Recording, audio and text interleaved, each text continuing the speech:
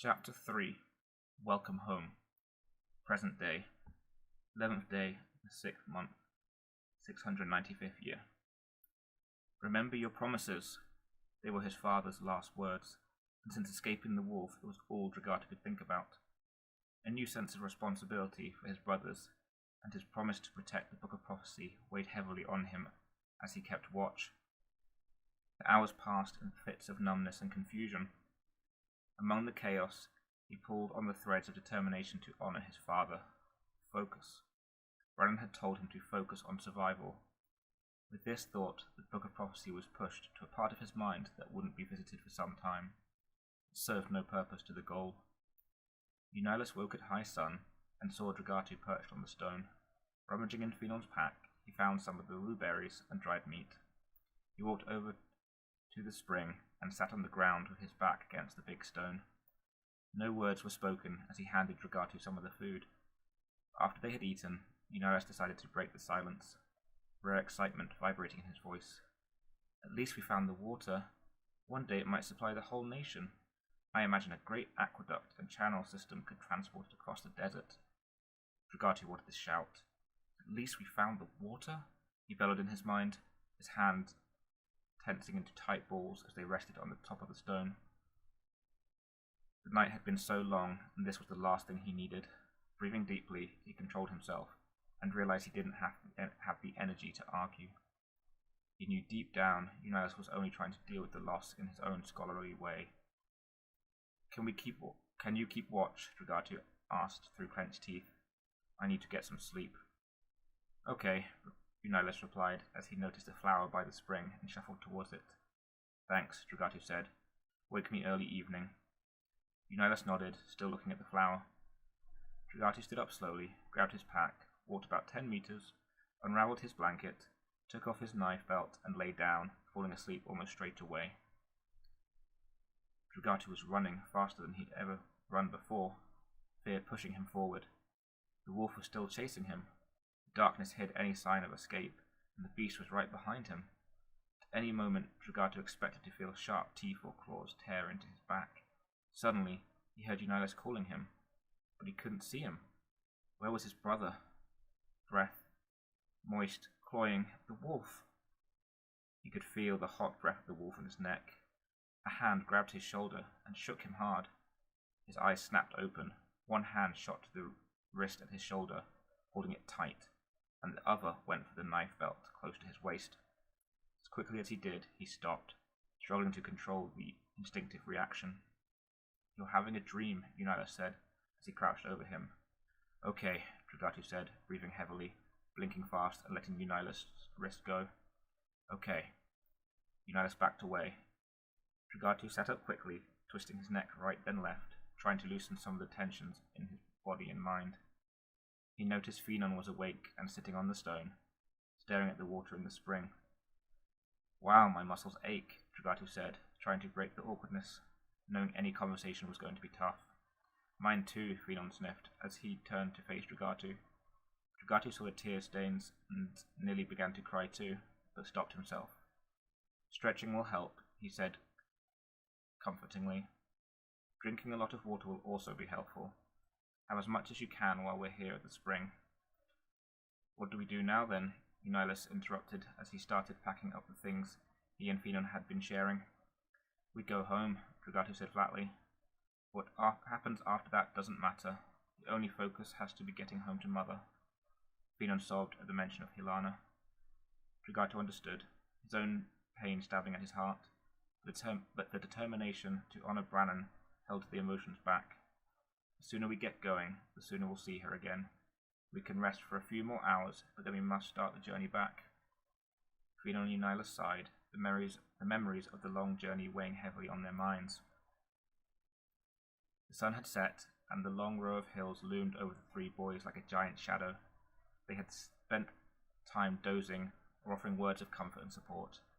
Eventually, it was time to leave, and they turned their back on the darkness of the hills. Each day was a struggle. Dragatu did his best to push his brothers on, but Phenon often lagged behind, stumbling and gasping. Despite their weeks of trekking, his lack of fitness was still glaringly obvious. They were fortunate and found the familiar water holes they had dug before. Dragatu and Eunyalus always allowed Phenon to drink first. 13th day of the 6th month, 695th year. Get it! Phenon called out as he ran across the carpet of sand, herding the lizard towards Dragatu. Dragatu dived forward, plunging his knife towards it with deadly accuracy. Yes! Phenon called as the knife stopped it dead, sand spraying into Dragatu's face from the impact. Dragatu spat and stood up, wiping his face. Eunyalus walked over and stood over the dead animal. It's such a shame we have to kill them, he said.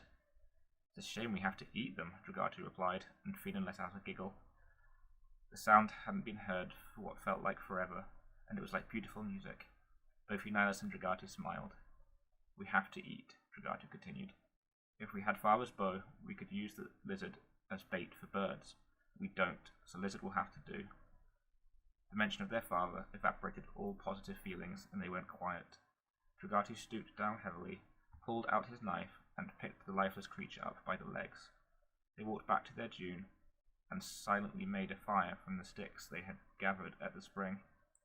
The rue berries were running out, and they used the leaves of small delder plants to add some flavour and substance to the meat. 23rd day of the 6th month, 695th year. The days blurred into each other as they walked, fixed in seemingly never-ending routine of walking, resting, eating, sleeping, eating, resting, and walking. It was the cold early hours of the morning when they finally stumbled across solid ground. Exhaustion stopped them from running with excitement when they saw the familiar buildings. They passed cattle and horses as they made for the first farmhouse. It felt like a mirage as they took each heavy step towards the long and wide wooden building that had grey cloud-like smoke rising from a small chimney. Each step brought them closer to safety, and they watched helplessly as the farmer moved buckets full of feed to the rear of the house. It wasn't until Dragatu was close enough to call out that the farmer noticed them. 3 beaten, broken, scorched brothers could barely stand. The farmer dropped the bucket and called to his wife, who rushed out, and the couple took them inside. As the boys ate, they relayed their tale, Dragatu taking the lead, Eunyalus commenting from time to time, and Phenon saying nothing, wiping tears away when it was too much. You boys have been through the worst, the farmer said quietly, the compassion in his voice thick. We must get you to your mother. They're in no state to be walking all the way to the south. Just look at them, his wife scolded. They look like they would faint before they got beyond the fields. Okay, dear, he said hotly, but these boys need their mother. I'll send one of the workers to get her. Dragatu went to object, wanting to press on, but when he looked at Eunyalus and Phenon, he could tell they were in no state to continue. My brothers will need some sleep, he said as he sat at the wooden table in the farmhouse's small open kitchen and dining room. Is it okay for them to use a bed? Or even a sofa if you have one? Of course, dear, smiled the rosy-cheeked lady. This way. Dragatu nodded to Eunyalus and Phenon to follow her. Are you not going to get some sleep? Phenon asked as he stood up. I'll wait until we're home. I'll wake you when Mother gets here. Thank you, Phenon said, trying his best to convey his gratitude in 2 simple words. Dragatu felt the extra emphasis, but couldn't let the emotion stir within. They were not home yet, and until they were, he hadn't completed the goal. Eunyalus and Phenon followed the farmer's wife through a door at the far corner of the room. Dragatu got up and sat on the wooden bench that ran along the far wall. He shut his eyes, trying to hint politely that he didn't want to talk. The farmer's wife returned, and to his relief she didn't disturb him. With his eyes shut, he nearly drifted off several times, but fought it, and just as he was about to lose the battle, Helena burst into the room. Where are they? She cried. She saw Dragatu and swallowed hard at the sight of her weathered and worn son. Where's your father? She managed to utter, her voice breaking with emotion. The farmer stood behind Helena and spoke to Dragatu over her shoulder. I didn't tell her. I thought it was best if you did. Coward, Dragatu thought, and took a deep breath to control his emotions. He's dead, was all he could manage. Her face dropped, and tears welled in her eyes. How? Was the weak and tortured reply. "Come sit down," the father's wife said, taking Hilana by the arm, as she nodded to her husband that he should go back to work. She put Hilana in a chair at the table. Dragatu forced himself off the bench and back to the table to sit opposite his mother. He told her the story of how they had travelled along the east side of the valley to the north end and still hadn't found the water. But after 5 days of being there, they were walking back along the west side when they heard the loudest wolf howl they'd ever heard. He faltered as he struggled to keep his emotions at bay, letting only a couple of tears escape as he recounted everything that Brannon had done to save them. Hilana wept silent tears through the whole story and ached for the loss of her husband and for what her children had suffered. With comforting gestures, the farmer's wife helped her gain some composure to speak. "How are your brothers?" Hilana asked as she wiped her tears with a cloth. "Not good," Dragatu replied honestly. "Eunyalus is Eunyalus, and he will deal with it in his own way, but Finon needs you more than ever." She nodded with understanding and saw something new in Dragatu, something that scared her. He had grown up dramatically. She hoped it wasn't permanent. He was still so young. Knowing she could do nothing about this now, she spoke to the farmer's wife. "Can you take me to them?" "Of course. This way, my dear." Hilana entered the room and Dragatu stood in the doorway, the farmer's wife finally leaving them alone. "It's a shame to wake them," Hilana whispered. "This must be the only solace they have had." "Don't be so sure their sleep is peaceful," he replied, remembering his own nightmare. She turned her head towards him inquisitively, then realized what he meant. Turning back, she gently called Eunyalus and Finon's names. Finon opened his eyes first, saw her, and instantly threw himself into her arms. "It will be okay," she said softly, trying to console him.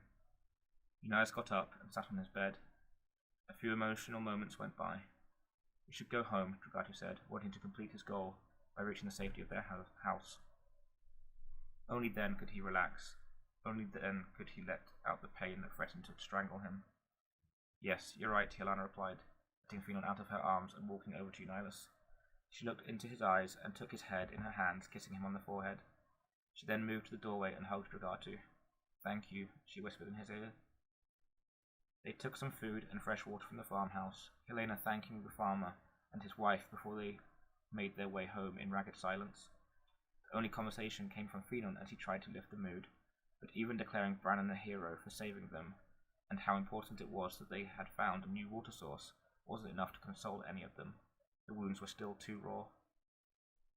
To the relief of the broken family, they eventually arrived at the only place they felt they could possibly be safe. While they healed, they were home. Having rested already, Eunyalus and Finon stayed with their mother, but Dragatu was exhausted, and Hilana saw it. "I'm so proud of you, and your father would be too." Dragatu stood in the hallway and swayed a little, but didn't say or do anything. He was caught between staying or going upstairs to his room. "Go rest now, my son," she said to his relief. He was too tired to respond and climbed the stairs slowly, one heavy step at a time. Once in his room, he unbuckled his knife belt, which fell to the floor with a clang, and he collapsed onto the bed, not even pulling the covers over him, and fell asleep. Yet once again, the wolf was there, attacking them over and over again.